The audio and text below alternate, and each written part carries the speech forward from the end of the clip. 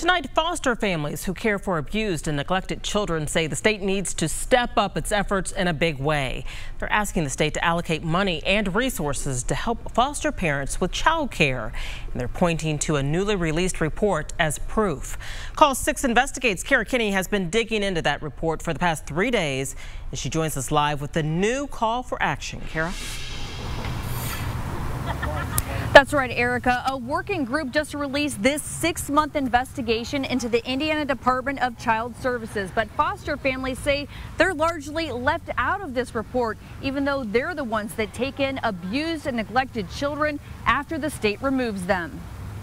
Christy Cundiff is a former foster parent, and she runs a home for older youth. I think that foster parents deserve an equal voice at the table along with everyone else, and that's something that they don't have right now. Christy is the CEO of Indiana Foster and Adoptive Parents. She represents more than 7,000 people, many of whom care for children who were abused and neglected by their parents. We all have a common bond that we want to see children taken care of better. Christy wants to see what the Commission on Improving the Status of Children is going to do about it. They're discussing a newly released report about the Department of Child Services, highlighting a problem they've been complaining about for years: child care. Foster parents are still expected to work. The report says foster parents do not receive daycare child care payments. They are expected to use their per diem, which is largely insufficient. When they are receiving a per diem of $20 to $25 per day for an infant, and they're spending $30 a day out in child care, then that's a problem. The report found 530 families on the waiting list for CCDF federal vouchers that would help offset the cost of child care. There is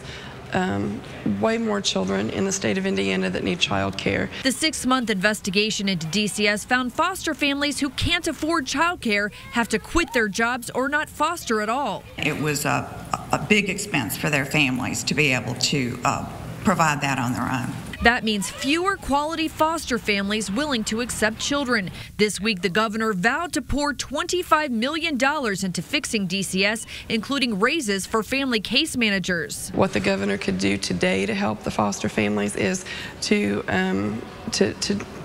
designate some money into a child care fund for them, and they would feel more appreciated. Less than half of the Commission on Improving the Status of Children attended Wednesday's meeting. Christy says it's time for foster families to have a seat at this table. We're not prepared to wait another 6 months or another year to see the action start. The head of DCS was not at the meeting today, but we asked the agency whether they plan to spend any of that $25 million on foster families. Here's a look at the response that we got. Our director and the governor will be working together to set the priorities for the $25 million. It is too early to say exactly how those funds will be divided, but we will certainly be transparent about their use once that is determined. We're live downtown. I'm Call 6 Investigates, Kara Kinney.